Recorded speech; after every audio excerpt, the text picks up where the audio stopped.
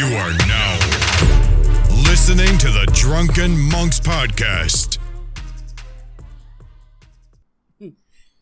Good evening, ladies and gentlemen. Hello. God damn it, you look good. I'm not even gonna go into the introduction. You look good tonight, Sudhat. Thank you. Humble too. Ladies and gentlemen, my name is Marla Brown. Denise Fiber. And we are the Drunken Monks. Good evening, Sudhat. Salud. Cheers. Man, do you want to... What are you drinking? I'm drinking Opar again. So we gotta do the bit, right? I don't know. Yeah. Ladies and gentlemen, tonight's episode was brought to you by United Distributors on the lovely Isle of Curacao. Whenever you need any kind of libation to liven up your party in any kind of live event, you should look for your United Distributors. You'd swear that they wrote that copy, but I just brought that off the top of my head. I swear to God. Always remember to drink responsibly. Responsibly. All right, let's get on. Let's get on with the show. Gel.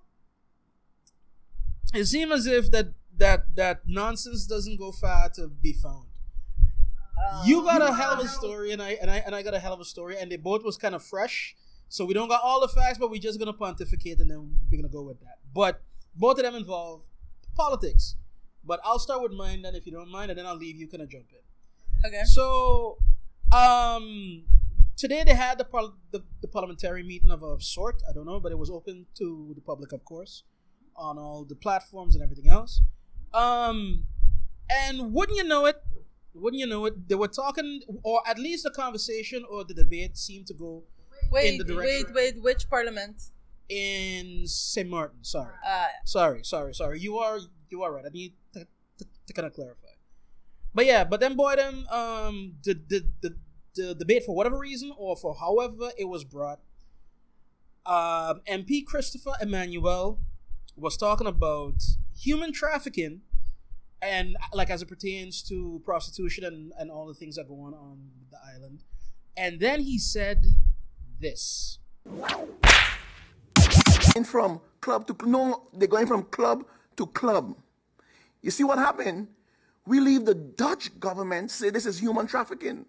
When it was stationed that they could only be at one club. And that one club was responsible for these individuals. But that was labeled human trafficking. So now what we have created is a Tun Tun Factory. A Tun Tun Factory. A Tun Tun Factory. What? Right? So what happened though? It turned into like a big meme. It turned into like a lot of things. And for what it's worth, everybody is not surprised because it's not the first time that MP Emmanuel has said let's call it folksy things. Like folksy things. I don't want to insult the man, right? But he has said some odd things that he thinks is maybe, language of the people, but he ends up kind of almost disrespecting the chamber, and in fact, if not outright disrespecting the chamber. And that is, for me, the point that I kind of want to go jump on, because lately, and especially like down these parts into like as well, I'm starting to notice that there's been a backlash towards having smart people do smart things. What do you mean there's a backlash of having smart people do smart things? I genuinely feel that an MP Emmanuel and his ilk, along with... But he's smart? That's what I'm saying. There's a backlash. He is the result of that backlash. He is one of the Trump boys. Like, he is one of the... He is a man of the people. Best you can believe that. He is a man of the people, but there's not much else behind that. Or at least that's how it seems. Right? And with me, it's like, he's not the only one. He might be the most outspoken or he might be the most outrageous. But I think that across the board there's like a lack of want for any kind of intelligence when it comes to your elected officials, to the people that you want to lead you, to the people that you want to help to cultivate the country. I don't know if I think it's a little bit too harsh and too black and white to say there's a lack of intelligence. I think the political climate is changing, especially in St. Martin. I want to say like every 3 weeks or something, some politician said something that's not worthy of of the office, basically. But you can look at it both ways, right? You can say, yeah, well, they are a representation of the people, Right. so the way the people speak should also be represented in Parliament. But on the other hand, I feel this is the highest body of your country, the highest governing body of your country. They decide whatever happens, like legislation wise, they decide what's happening, and they are representing the will of the people.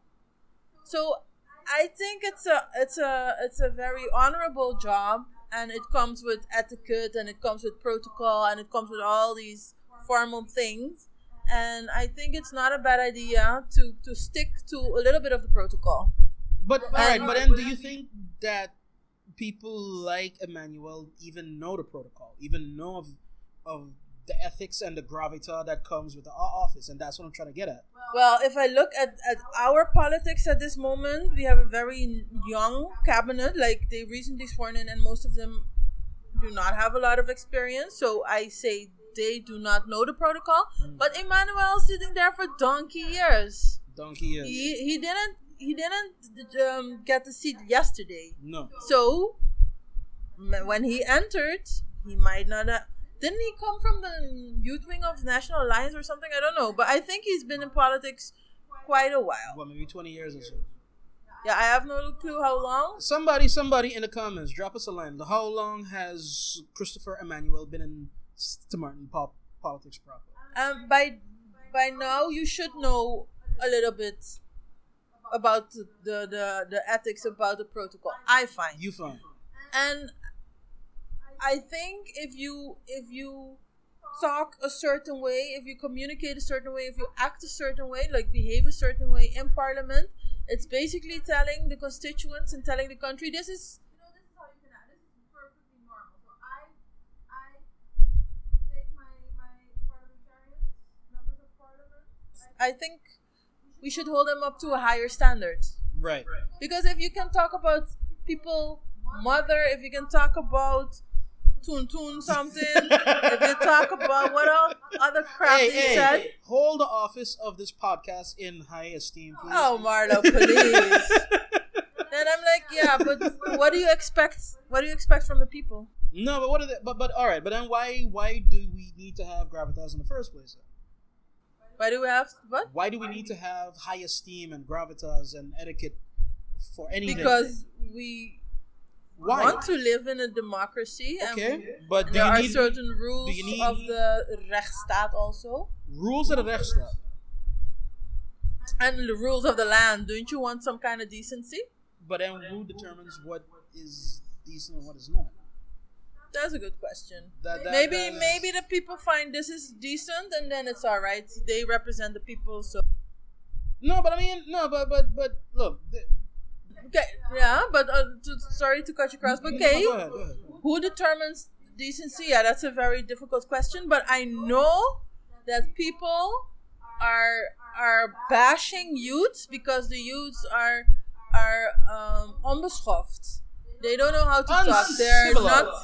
They're not polite. They whatever. All that kind of, people are really bashing kids that they don't know how to act and that they're rude, basically. But in that, so can you blame them? I can. All right, but then that goes to several bigger questions. That is not just one thing. Although I do agree with you that if you serve the example, kids are gonna follow, right? But at the same time, is like, again, like, why do we need decency and civility? Because that seems to be the thing that a lot of people are walking away from, or at least in different towers. The whole reason why, again, let's just take Trump out of the equation, because that's not a part of us, right? But let's look at bijvoorbeeld Geert Wilders, like in Nederland, yeah? He's been saying wild shit for as long as I could remember. And I'm an old man, like, at this point, right? He's been reprimanded, he's been brought back, he's had to walk back, maybe one or two things, not a lot. But he still talks wild shit. And at this point, it's easy to say that somebody has listened to him.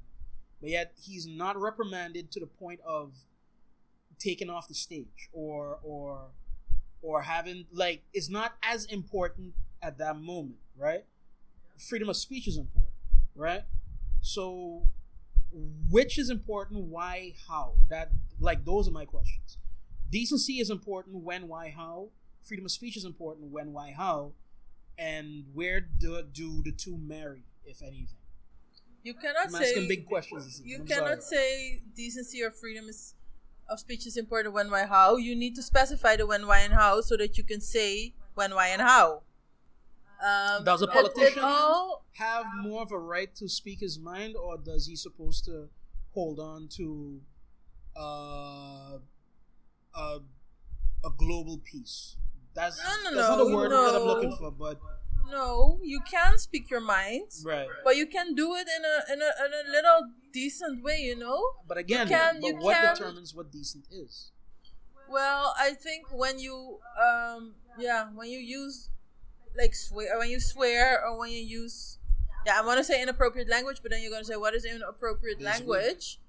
But I would say just use the grandmother standard. Would you speak like this to your grandmother? No, then don't use it in parliament.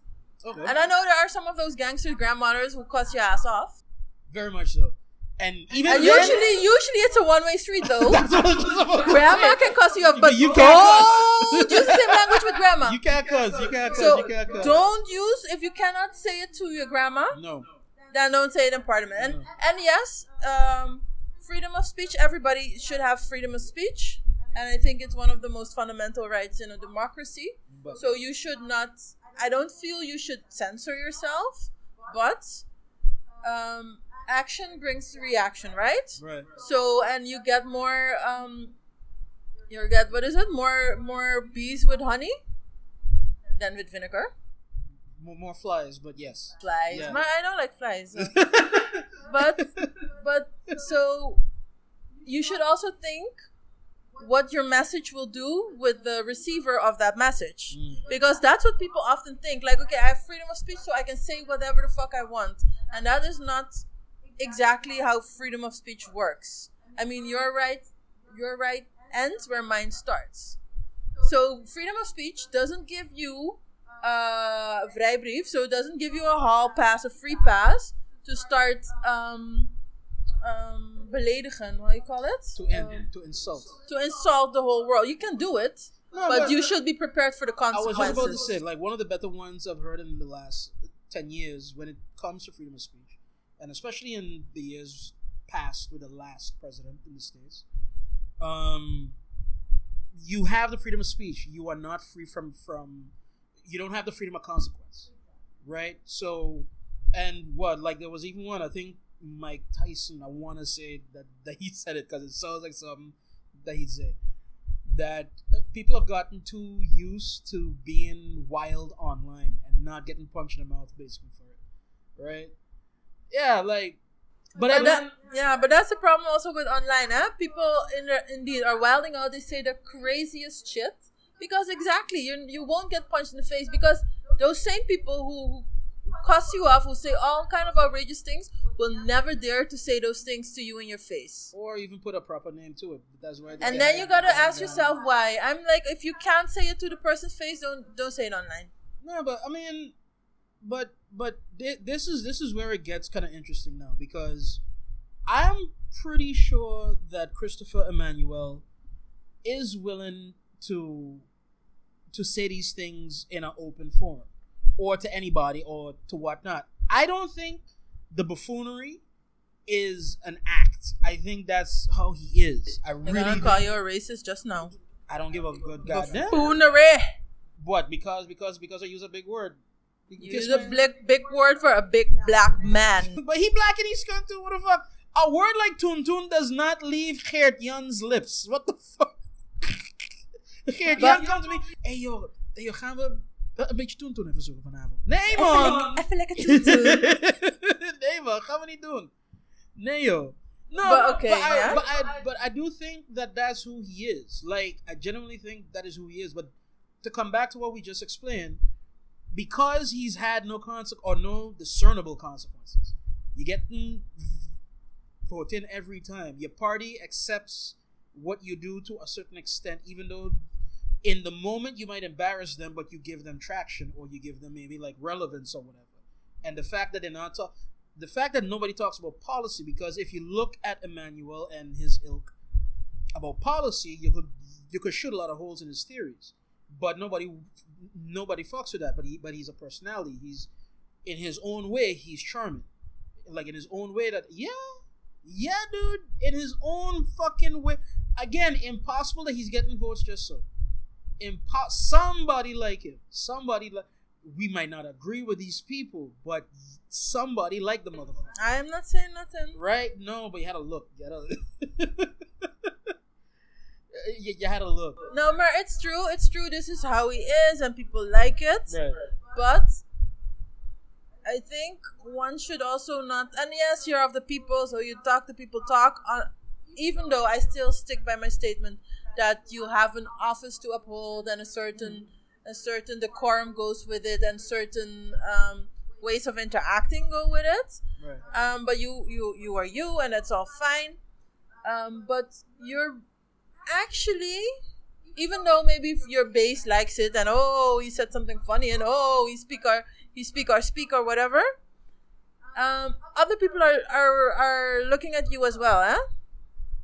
I think, I'm not sure what the context is, but I think the United States came out with their tip report, with the trafficking in persons report. They rate all countries in the world to see how they're doing. Right. Curacao didn't do so well again. Obviously. And I'm thinking maybe St. Martin didn't do well either.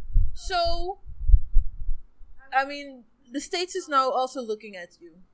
Holland looks at you, not every little thing, but yeah, but Holland. It is again from see ya. No, we don't know these backwards people. We know they just don't have respect for the office. They don't know how to talk. Are we supposed to negotiate with these clowns? Like, is that the image that you want to push? No, but all right. But you see, but this is where, and I think that this will be my final point for this particular segment. I push back on that particular feeling for one reason. For the same reason that is down with the patriarchy. You're supposed to jump in. Down with the patriarchy. You're not supposed to sing it. You're not supposed to sing it. You're not supposed to down with the patriarchy. There we go. Angry feminist. That's what I need from you. Right? No, but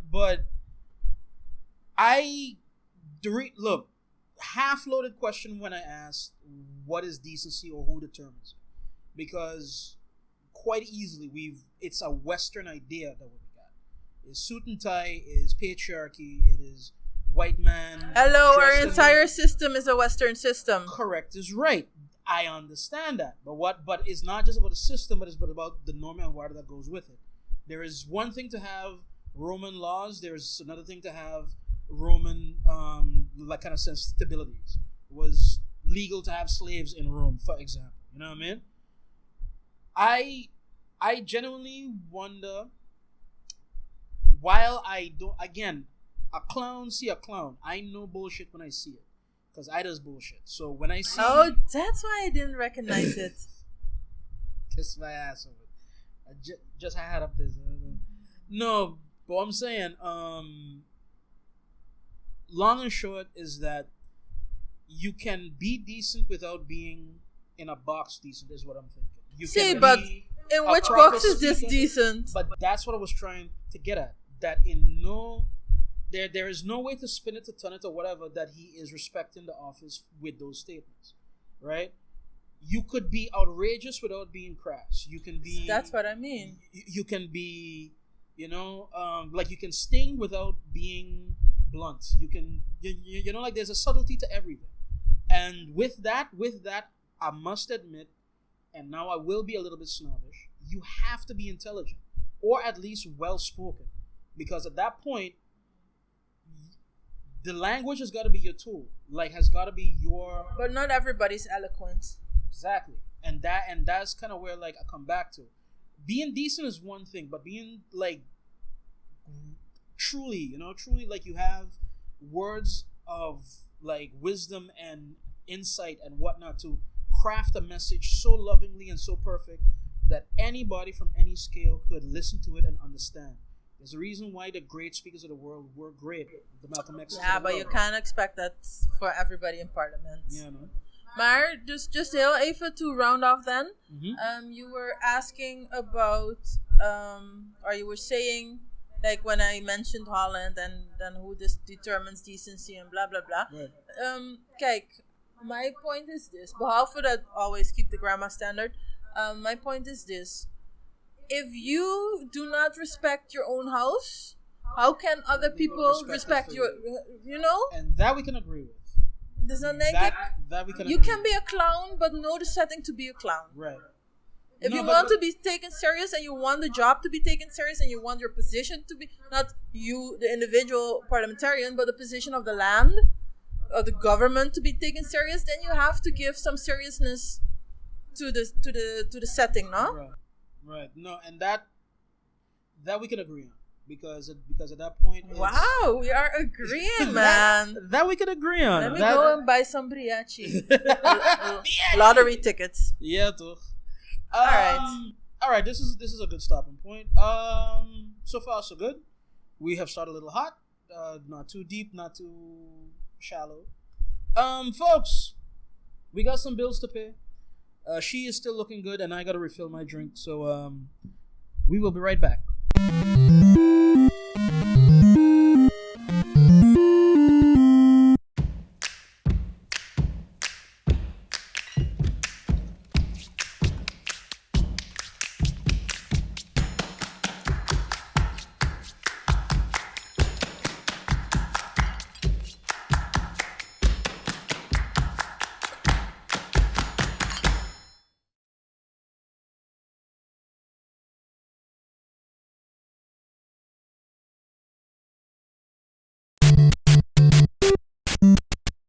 We back, folks. We back. Marlo, did you fill your cup? I filled my cup. Is it half full, half empty? 3/4 Does full. thy cup runneth over? The mine cup runneth over. Correct. All right. Dre, the old part tastes good. What do you want me to tell you? Well, I'm still on my how do you call it?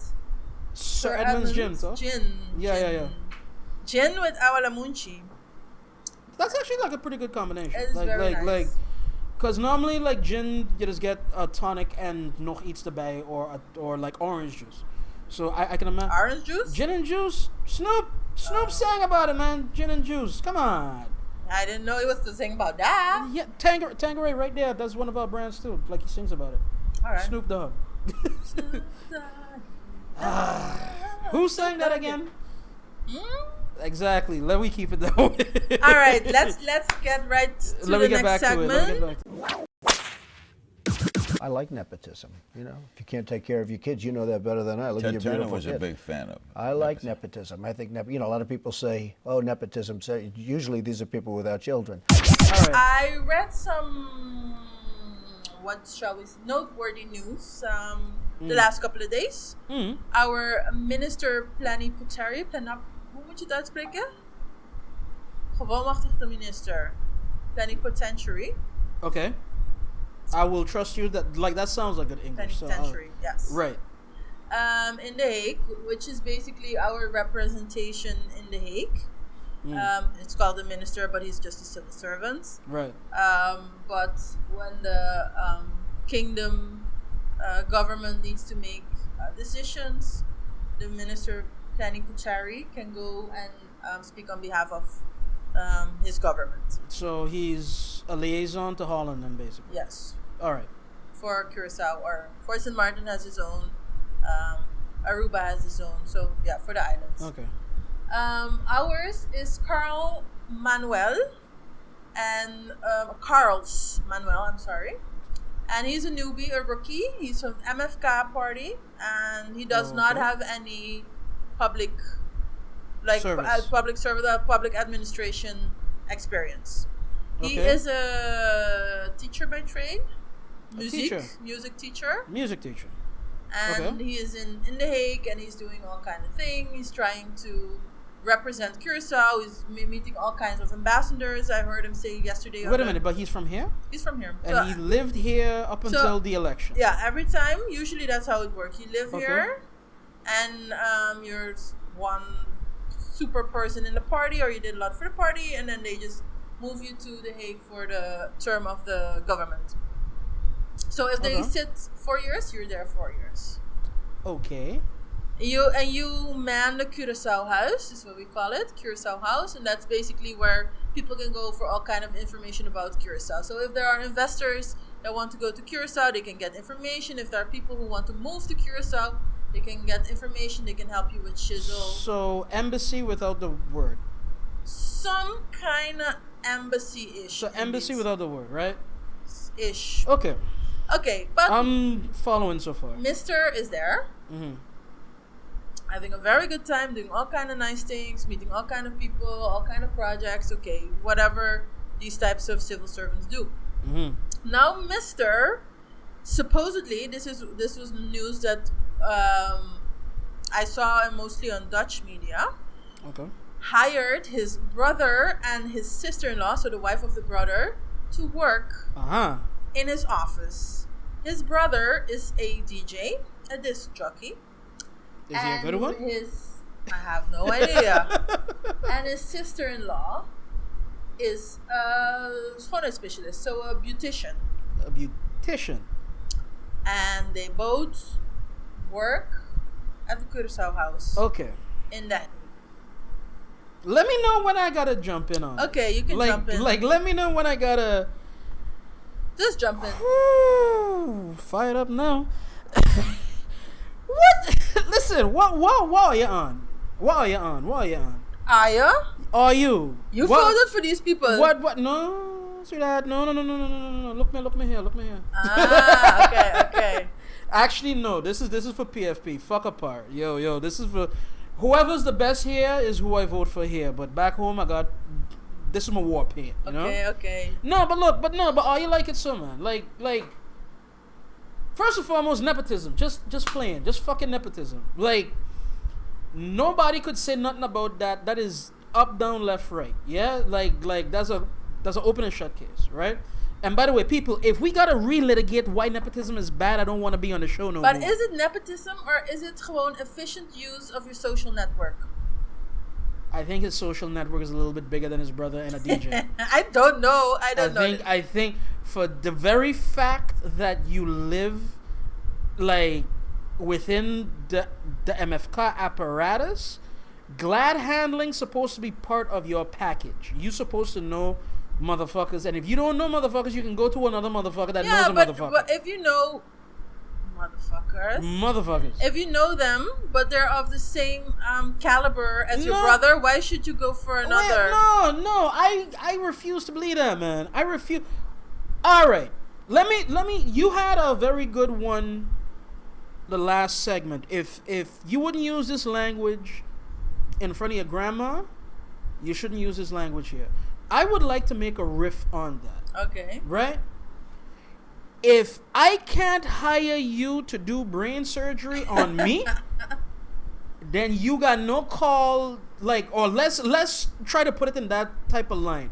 If I won't hire you to fly a plane, if I won't hire you, if I don't think that you could learn enough to fly a plane, to do brain surgery, to fucking help birth my baby. You know what I mean?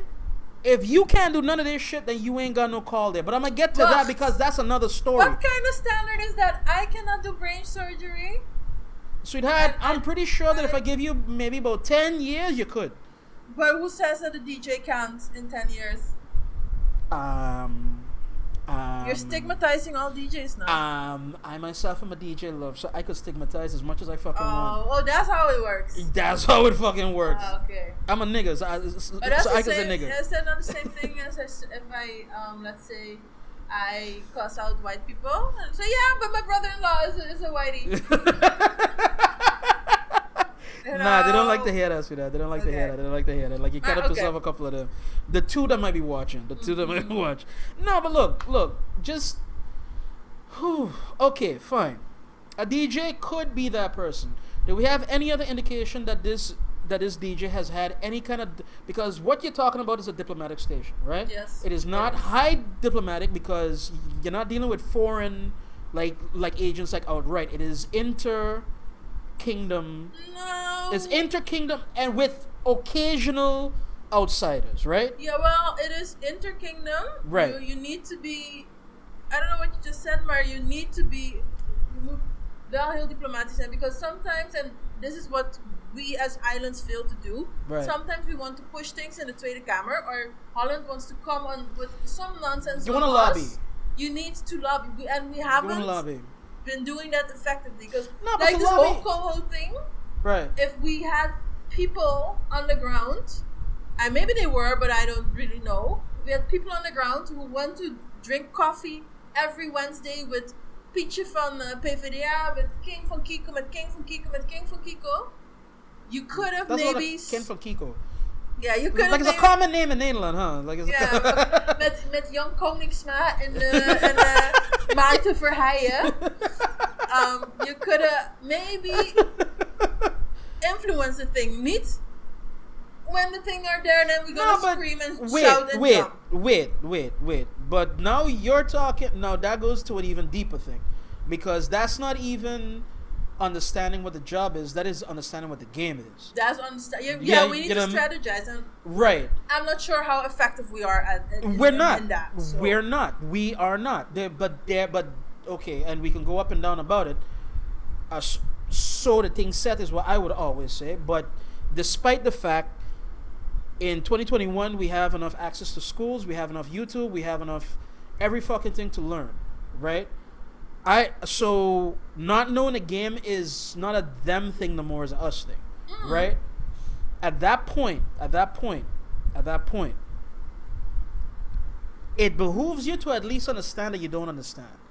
And me hiring my brother and my sister-in-law very much shows that I don't understand.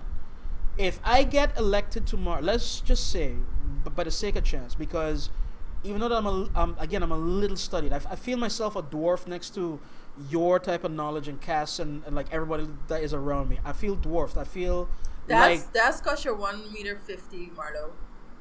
Fuck you and everybody that you wrote in on. But anyway, what I'm saying is that basically when it comes to that if, like, let me just say that in a perfect world that I'm elected, I am going to try to find the most schooled, scholared, knowledgeable, experienced, workable, humane people I can find. And even if I don't know them, I will recruit these motherfuckers if I can.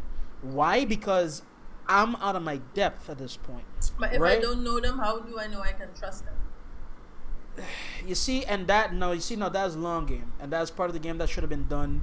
I do not like how elections run within the Caribbean. I don't like it because I was lucky enough to be raised close enough to certain kind of political machinations to know how it's supposed to look like.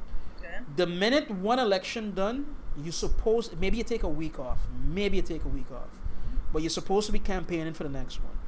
Campaigning is not just shaking hands and trying to kiss the babies and whatnot. It is a vetting process. It is doing your homework. It is strategizing and taking polls and seeing where the pulse of the country is and going high and going low and all of that. That's why you need the war chest, not for big posters and shit. You need a war chest to get answers, and you need a war chest to have answers before people got questions. And what I hate about here is that, and not here, I don't mean here the island, I mean here the Caribbean. Mm-hmm. It feels like every motherfucking time that when people campaign is like an afterthought. It's like 3 months before election, they decide that they're gonna start. Yeah. And they be like, yo, we gotta fill up like about 6 more seats in this slate, and then we're gonna see exactly what's gonna happen. You don't vet who's coming into your party. You don't vet who their entourage is and who that they're bringing in. Yeah. You don't know where your alliances might lie, where you can already start to form a government outside of forming a government, where your alliance, none of this shit. Nobody does this. And I don't want to say nobody. No, but it feels, listen, it is hard pressed for me. I've been through 2 election cycles here. Yeah. And it's hard pressed for me to really say that any party does it here, or at least does it to a halfway decent level. And when I say campaign, I mean thoroughly campaign. I mean thoroughly not. Campaigning is also understanding by Vorbill This is what they do wrong in the States. They automatically assume that because it's that area, it's that party, right? Mm-hmm. There's always votes to be found someplace. You never know how, but you're never gonna know until you go on the ground. And so you decide, all right, I'm not gonna deal with that particular crowd. So there are a lot of parties here that have done that. That decide, all right, you know what? I'm not gonna go into that barrio. I'm not gonna go into that neighborhood because they won't accept me. Like anyway, if your message is strong and your thing is true, you'll find a couple of votes, and that's the whole point. It's a fight for ideals. So you need every fucking vote that you can get. Here, in particular, I'm not impressed with the political engine that works here. I'm not impressed with it. And so said, so done, you get Mr. Man who wants to open a fucking barbershop, apparently. Like, instead of doing the people in work. And I don't know, dude. I'm not saying that he's a good guy. I'm not saying that he's a bad guy. This is the first time I've ever heard like of him, right? Okay. But the mere fact that you can forego talking to your party elders, talking to maybe a friend in parliament, talking to somebody that you trust as an elder, especially if you're young, you don't know what's going on. Somebody you could talk to that has the reins in hand, that knows this or that, whatever. I'm not saying you have to follow them 100% because that padrino shit is also really wacky as well. But you can ask a question instead of just going, oh, hey, sis, hey, broer, gaan we. Nee, man. Tuurlijk niet. Okay, Hold on. Sorry. Rant no, done. it's good. Rant and done. I agree with you. I'm completely against nepotism. I mean, it could so very well happen that a family member of a very close friend of yours is toevallig an expert in toevallig a field, and then you hire them because they have the best credentials, and toevallig they are also your family or your friend. Even though I find you should be extra careful if people are close to you to hire them in whatever capacity if you have the power. But the story has a turn. This came, and then the brother and the sister-in-law and blah blah blah. Right. Now the minister plenipotentiary decided to react. The journalist sent him a bunch of questions. He didn't react. Right. He didn't respond. Now he went on DirecTV, the local TV station, to respond. To respond. The inlining. Do we have a clip of that? Yeah, we could find a clip, I think. We're gonna put a clip. Okay. The inlining was very weird because the journalist said, they've been alleging that you favored your brother and your sister-in-law.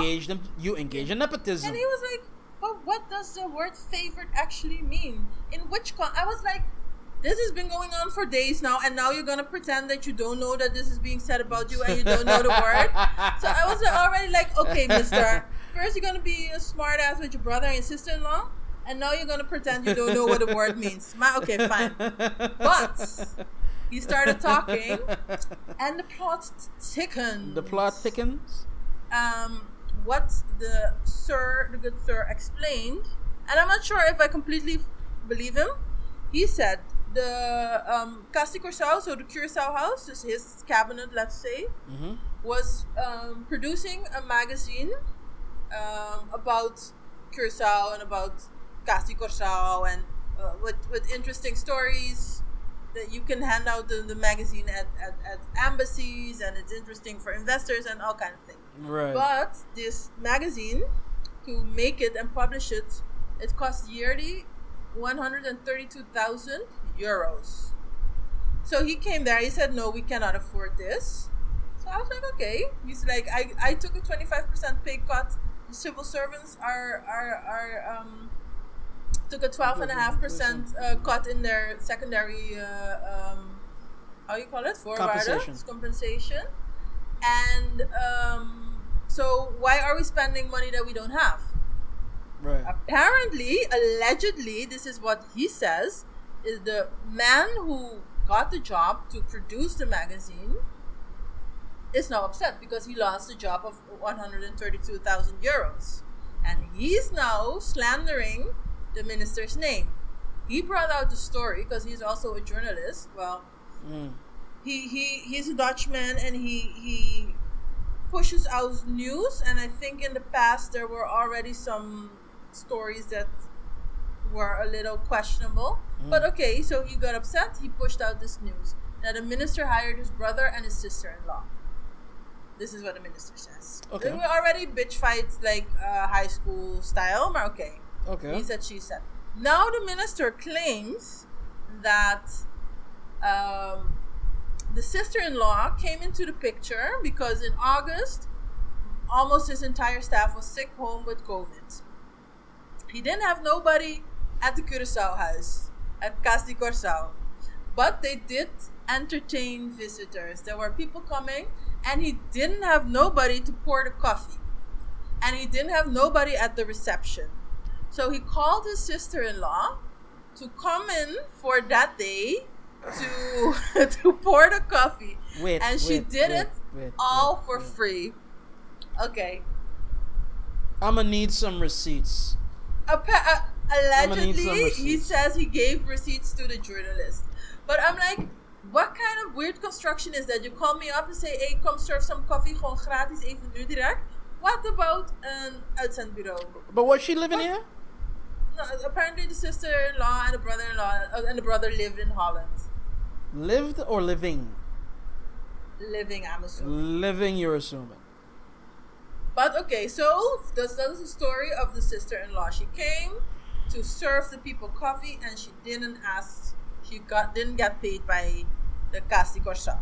She didn't get paid by Curacaonians taxpayers guilders. That's what he said. And then the story about the brother. The brother is his confidant. He's very, very close with his brother, and it's very normal for politicians and people to have a confidant, right? And that is his brother. They grew up together. They're so very close. And the brother actually does he works on his image. That's what he said. So I guess a PR kind of person. So he makes the pictures and this and that and the other. And also the brother, even though he handles his PR, does not get paid. I don't know how credible that is, but the brother also does not get paid. Okay. Wait. And last thing, a very juicy detail. There we go. The brother is now gonna replace the magazine that the Curacao House used to publish. And he's gonna make the new magazine, but the new magazine is gonna be an online magazine. And he's gonna be in charge of that. He already made a template and he did it all for free. So it's just a disgruntled former worker who's bringing out, lies about this good man. All right. My particular bullshit meter flew off the fucking handle, but we're all in the benefit of the doubt type of business here. So I will say this, right?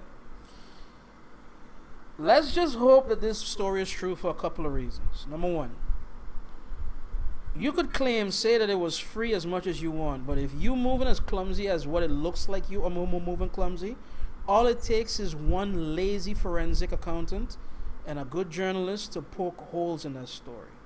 If these people did these things for free, more power to you. But if there's any kind of a paper trail and if anybody sniff what's going on there, and you better hope and pray that the people are more laissez-faire than you expect, your ass is grass. That is one. Two, I agree with you. Occam's razor. I am going to harass this one, that one, and the third for pouring coffee when you can. Let's keep interns out of the thing. How many Curacao students are there up there? How many nationalistic Curacao students are there up there? How many Curacao students are there up there that's doing at a business administration or want to be like a lawyer or want to be in something in the direction that you're doing, and you're giving them a free access pass to be in the room, right? You could be in the room with when lawyers and diplomats and governors and ministers having a conversation with you, and they get to overhear things.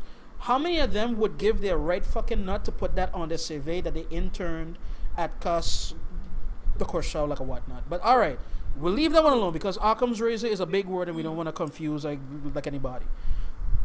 My last question is this. Yeah. The truth, however ugly it might be, usually is simple, and that is also an Occam's razor thing. But I'll leave that term out of the thing. How he's sounding there is like he didn't get catch cheating, but there's a lot of circumstantial. Honey, you see what happened was that she like the girl tire had bust, and then what happened was that she just happened to bump into me, and I never met her.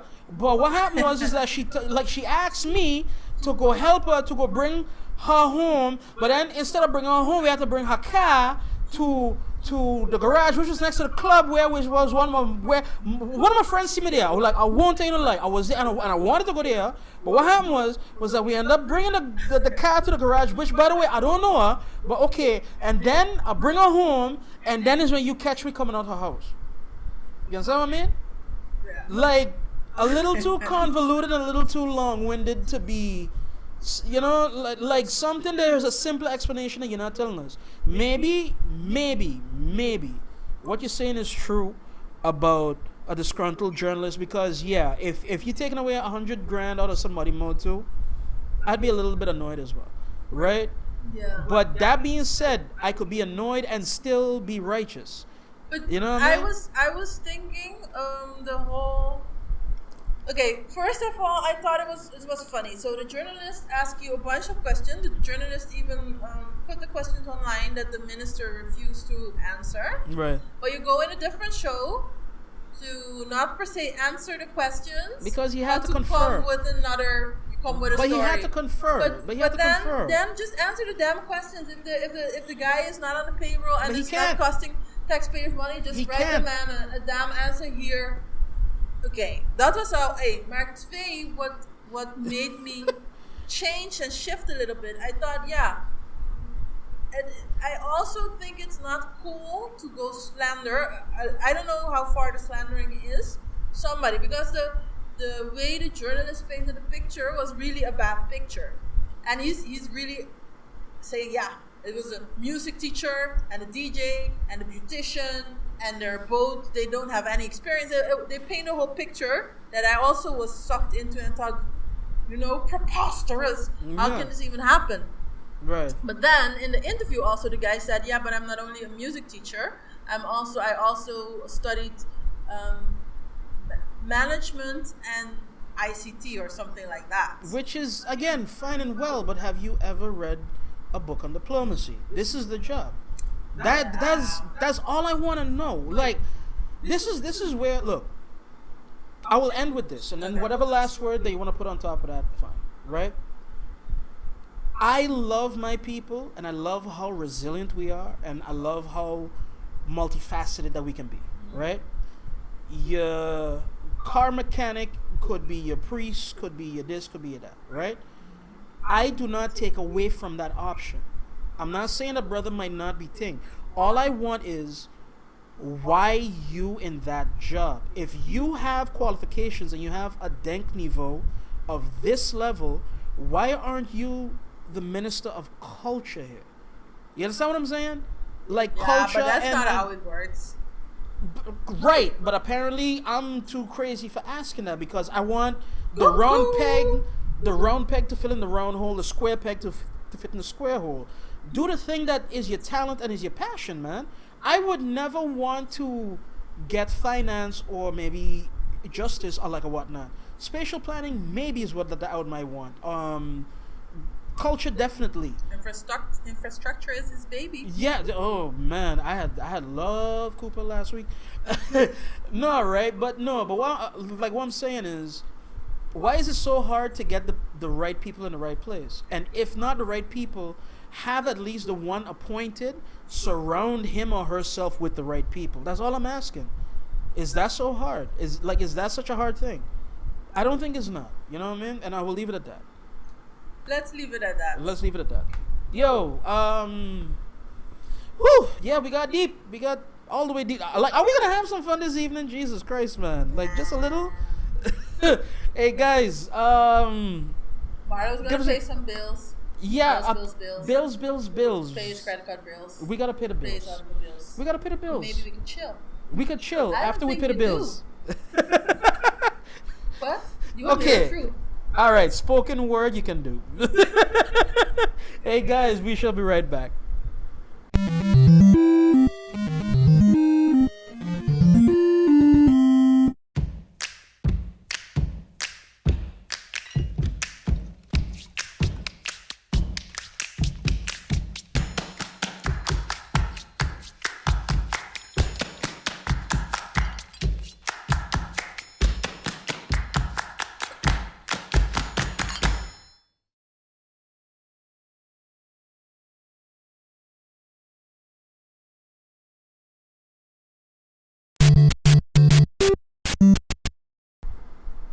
And we're back, folks. We are back. Oh man, we went deep. Bunch of politics, a bunch of localness and whatnot. So let's get frivolous and international. International. Did you want to be in a rock band when like you was a kid? No, actually, I wanted to be a bartender, and then You wanted to be a bartender? Hey, close enough. Yeah, man, close enough. And if that didn't work out, rock band. Let me guess, you saw Coyote Ugly as a kid. Yeah, but that didn't inspire me. I thought That it didn't was inspire you? competence. What about that one with Tom Cruise? Cocktail. Nee, die heb ik niet gezien. Nah? You didn't watch a lot of movies, right? No. Nah. Okay, cool. But then don't worry, we're gonna fix that at one point. Oh Lord. That's another podcast coming.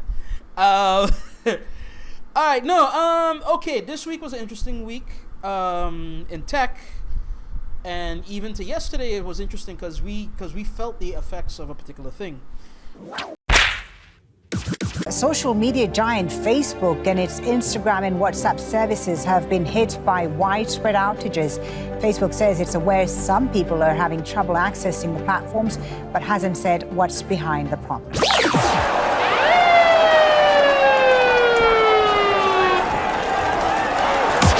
Facebook's been having an interesting week. Facebook's been having a really interesting week. In the past 7 days, the SEC and FCC, if I'm not mistaken, filed injunctions against them for antitrust laws and for abuse of power in a particular way. I'm not quite sure. I'm gonna try to see if I could look up the different articles so I could put into the comment box, or the doobly-doo as they call it. But as one, two, a whistleblower came out, or not a whistleblower, the whistleblower, the one that let loose a bunch of papers and different kind of memos from the inside explaining Facebook's way of doing business. And even though that they might project to the outside world that they want to do no harm or as little harm as possible, actually the metrics that they uphold for the model that they want to uphold shows that they don't care about the common good as much as they care about their own profits. And on top of everything else, Facebook, WhatsApp, and Instagram had an outage like yesterday. Like, But why did it have an outage? as best as I could understand, it seems that there was a DNS like kind of an error. DNS along with IP addresses determines who sees what when, and so for example, right now on YouTube there is a DNS and an IP address attached to the person that is watching this, right? It's like a unique key, but the keys got a handshake and the different things got to like agree. When those things are not in agreement, especially with a DNS, and again, guys, if I'm wrong, I'm sure a boss is gonna try to correct me like on this one, but when these things don't handshake properly, you don't get net basically, and things are locked out, right? What happened yesterday was that the whole world was locked out. The whole world, like it wasn't just a region or like a particular whatever. It was everybody worldwide was locked out of Facebook, locked out of WhatsApp, locked out of Instagram. So how did you experience this whole lockout? Well, me personally, I was a little annoyed at first. Okay. I was a little annoyed at first. I won't tell you no lie. I'd like to be one of them people to say, oh, I don't deal with social media that much, but that's some bullshit. And especially for what we're trying to do here, I want to know. understanding social media, trying to catch up because I'm an old man at this point. I'm not native. So I'm constantly looking into things, reading, but I'm also keeping up with the different regions that I was once a part of. So social media, Facebook keeps me in line with Stacia. Social media, Facebook keeps me in line with Tim Martin. The whole thing with Christopher Emmanuel, the first thing I see was a Facebook page, right? So it was annoying to me that I didn't have it for a bit, but once you're living your life, as with everything else, you don't really notice it like as much. Yesterday was a rest day for me, as you know, because like I work in the weekends and whatnot. So I knocked out, and by the time I knock out and woke back up, Dread is back. So like that's basically it. But the rest of the world might have lost their goddamn mind. Definitely here, Right. because I'm pretty sure that a lot of people thought that internet was down, to the point where our local internet service provider, which is one company, is not a multitude of companies, it's a monopoly, but that one company had to issue a statement via like SMS from, hey, Leicester, internet's not down, it's just these apps are not working, and it's not our fault. Okay, so don't call to cuss, don't please, all right? Okay, because they know how horrible the service is. But I should say, Get up again. No. Everybody's complaining about flow. But I cannot complain. I received good service from them, So far. so far. But that was not the issue. You started this whole thing with the whistleblower, Right. and Facebook making money. Right.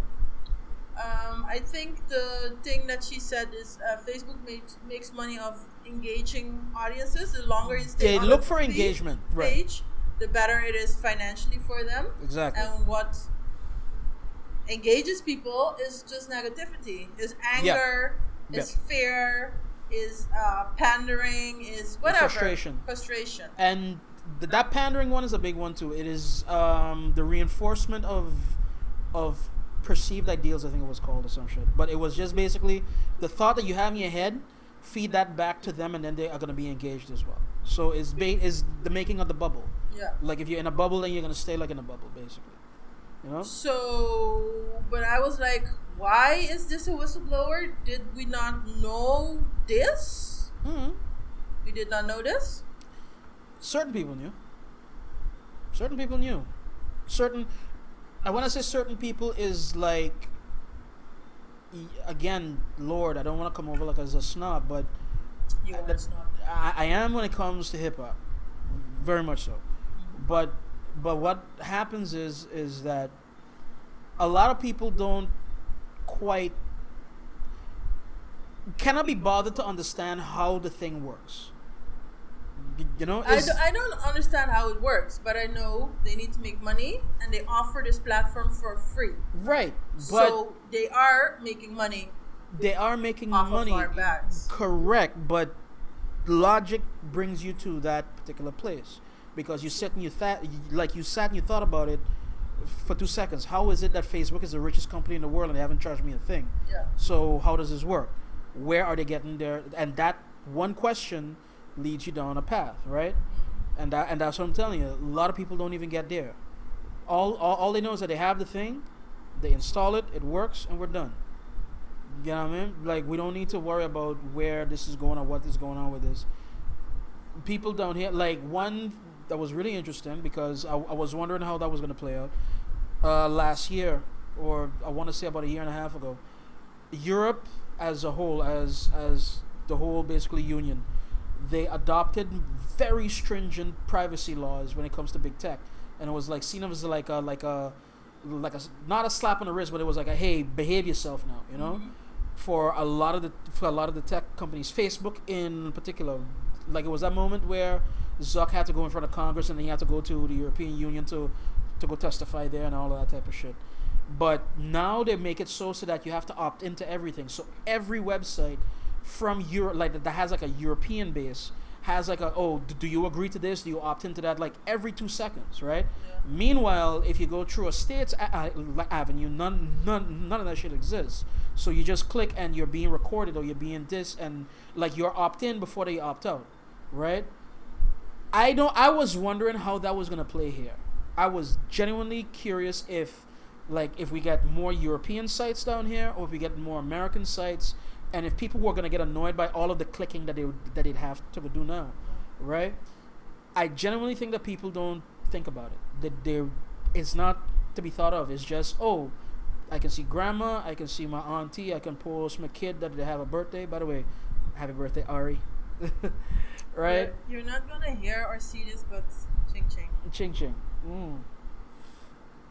No, but I can live my life, and this is a fun thing, and this is I dare say, a productive thing as well.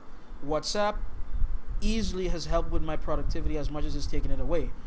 I can, arrange for business type of meetings. I can find a house. If you send me the location, I can do a lot of things basically with it.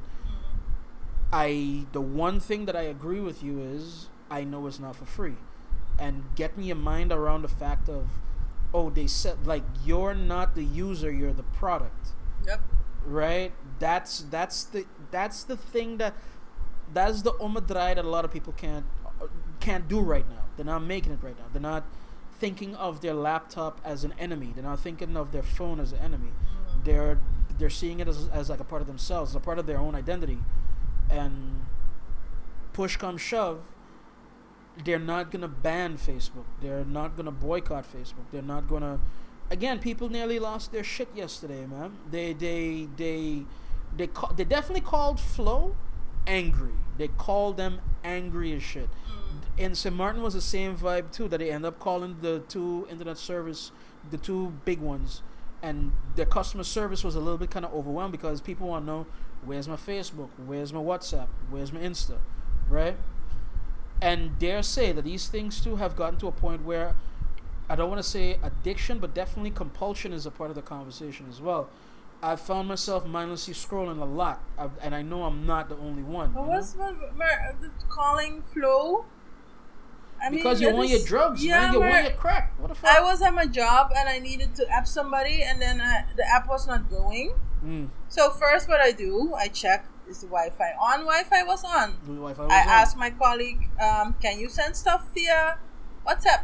She said, no, it's not going. No, dan weet ik, I don't have to call Flow. But one, the internet was working. Two, more than one person, someone else also had the problems. Right. Like, what is, like, yeah, I'm like, no, yeah. But here's the thing too, right? So here's a fun one.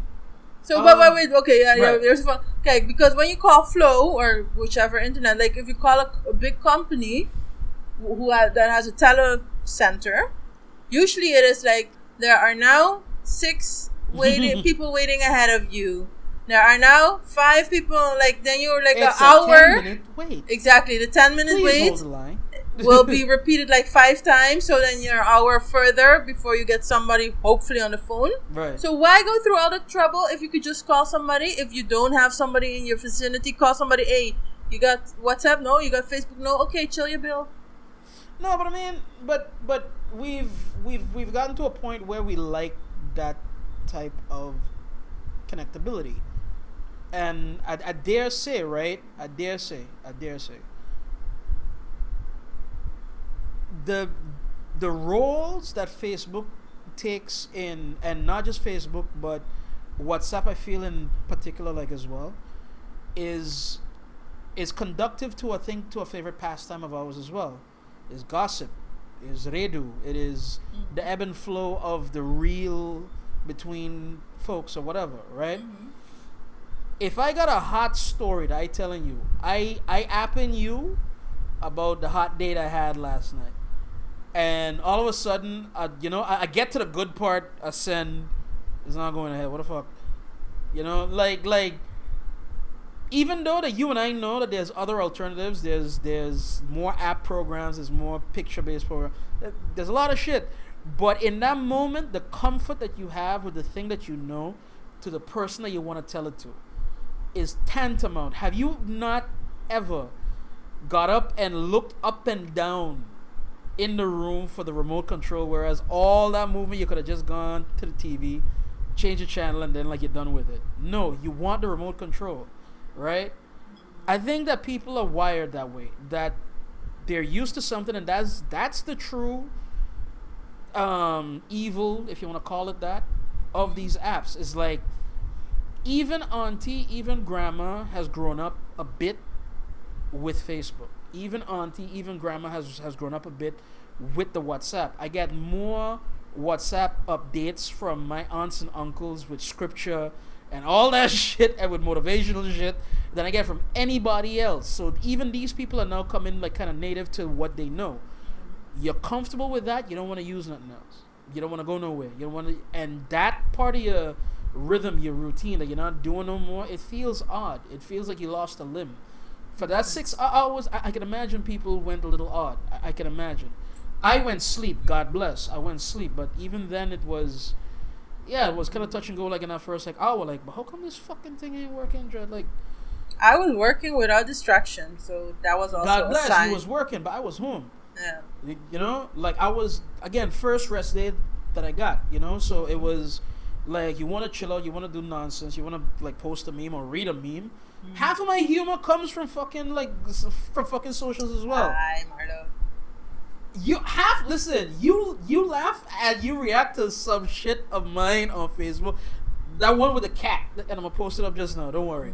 But like the stone cat or whatever, you know what I mean? Like, that is funny. You get a chuckle. The dopamine that you get from these things is so fucking. Maybe not you. Continue. I'm listening. Maybe not you. You're making a face. Maybe not you. But the dopamine that a lot of people get is not to be denied. Is not negligible. You understand? It is a good amount. Like when you put up a fire post and like you get like over like 50 likes, 100 likes, 100 responses. You feel like you did something. You feel like you accomplished something that day, man. That's like sad, man. We are sad people. Internet points mean something. But that is the problem, especially with youths nowadays. Right. So much pressure because you want the likes. People need to like your picture or your post, and if not, you get depressed. I mean, but how is that sad? That is evolution, man. It's not a stupid like on a picture. That is wait. Do you know what a like is? Do you know what a like is? A like could be 500 things. Do you know what a like is? What is a like? A like is a very, very, very thin sliver of a diamond. What? It doesn't listen to me carefully, right? It's a very thin sliver of a diamond. Every one of us wants a diamond. Every one of us wants to be acknowledged. This is a human condition. This is a human thing, right? I'm just blowing past every time that you fucking sing now. I'm not gonna comment about it. Fuck you. Alright, but what it is that everybody wants to be acknowledged. Everybody wants to be seen, heard, understood. Right? And some of the best ways to be seen, heard, and understood, we as human beings know, is to accomplish like something. Right? That way you get your props. Like if you win the baseball game for your team, you do the best in class, you do this, you do that, you get your acknowledgement because it's undeniable what that acknowledgement is. And that is how it has been for the majority of human history, right? These are the things that we aspire to because this is what gets us acknowledgement. Internet comes around, social media comes around, and all of a sudden the game changes because now you don't buy a stock, you buy 100th of a stock or 1,000th of a stock. I don't need to win the basketball game. I just need to do a cute thing, me shooting a paper water into like a paper basket on TikTok. I get enough of those slivers of a diamond, I make a diamond. You understand what I mean? Like if I do enough of the thing, I get maybe the thing in replacement of what I want because I can't be LeBron James. I cannot be this, then, a third. Like it is achingly obvious also in the time of social media that I'm not that person. But I can do this. I can lick my nose with my tongue. I can do whatever, you know? I acknowledge that we all want acknowledgement. We want to be be seen. We want to be seen. Yes, but why is 5 likes not enough? No, I need to have 100 now. Then I need to have 120. Then 300, 5,000 likes. I think our man Matthijs would be one of the better ones to answer that because it goes to a psychological level. I love the dopamine rush of hitting a fire meme, and you know, especially the people that I love and I respect, If all of them react to it, because you're over here, he's over there, but all of you agree on this one thing, I mean, shit, I might have done something today, you know? But at the same time, my ego is not dependent upon it. My ego knows that I'm doing this, for example. Even if this succeeds or fails, I've gotten all the pieces together to get this done. My ego feels good that I've gotten a good family and I've built a family. My ego feels good that I've had a wild college years and I've seen things and I've done things. My ego feels good that I've done right by my mom. My ego feels good that, I don't know, that I've graduated or whatever. You know what I mean? Marlo, you're just boasting. No, I'm not. No. Jesus Christ, no. But what I'm trying to tell you is that I have a lot of things to supplement that hunger. And things that I can hold on to. I still have the hunger. I still want to prove some shit. So I'm not done. Hans be saying it's sad because you don't have anything else. Okay, you say you have other stuff. Right. But the people who really crave the likes, I'm assuming you don't have enough other stuff. Not that they don't have stuff, they might not see it. Say it like a little better, because I feel everybody got a talent, big or small. People got something that they're supposed to be good at. Comes back to the last one. Be in the thing that you're supposed to be, you know what I mean? But I don't think that everybody sees it. And in fact, I don't think that a lot of people see it. A lot of people go through life not knowing what they're meant to do, or not knowing what they're good at, or not knowing. And that comes a little bit from exposure or lack of. If you're born to play the violin, but you were born into the barrios of Rio de Janeiro, it's very hard for you to get a violin. I don't think that you then will be born to play a violin, you know? No, but maybe your hands and your heart and your like the essence of you has raw talent enough to be able to do it, but you've never been exposed to it, so you don't even know that it exists. I think that things like that happens with a lot of us, that our wires are crossed, that we are not exposed to the things that, and it's not just art. It is like, it could be something kind of mundane as keeping a good house, or not my talent. No, but no comment. No, but I'm saying, but it could be something as small as being able to pick out a good wine, or as large as being able to broker peace between two very antagonistic type of countries or whatever. If you've never been exposed to that particular thing, or trained or brought up in it, you wouldn't know. And that to me leads to a lot of frustration. I think that there's a lot of talented people that are out there that just don't know what they're born to. And you get gaps where you need likes. You get gaps where I know I'm meant for something. I don't know what the fuck it is. So let me do this to fill the time. Let me do this to make sure that I feel a little good. Let me do this. Is what I'm thinking. You're done. You're done. You're kind of done with this conversation. Yeah. All right. Let me settle up. But I'll be looking for the likes. You'll be looking for the likes on this segment. On this particular episode. segment. No, on this episode. Oh man, cool. Yeah, we kind of breezed through it a little bit. It was fast and quick and dirty and everything else. I enjoyed it. Thank you to our sponsor once again. Thank you to United Distributors for providing the libations for this evening. Mm-hmm. Gotta thank my co-host at all times for all the patience and everything else. I have been fucking up for the past 2-3 weeks, but not intentionally. Is just stumbling left and right. And Denise behind the scenes, I swear to God, she's a saint, and she's a prophet, and she's everything else in between. So to my co-host, I do say cheers as well, and thank you. All right. I don't know if you got anything to add. If you want to say something. No, on top everything of Marlo just said about me is true. She's also a pain in the ass, yo, but I do love her, so it's okay. Hey guys, I think that we're done. This was episode 4, man. Jesus Christ, gaat wel hard. Okay, come back to see episode 5, man. Next week. Store. Yes, we do. Hey, right. people, have a good night, huh? Deuces. And peace.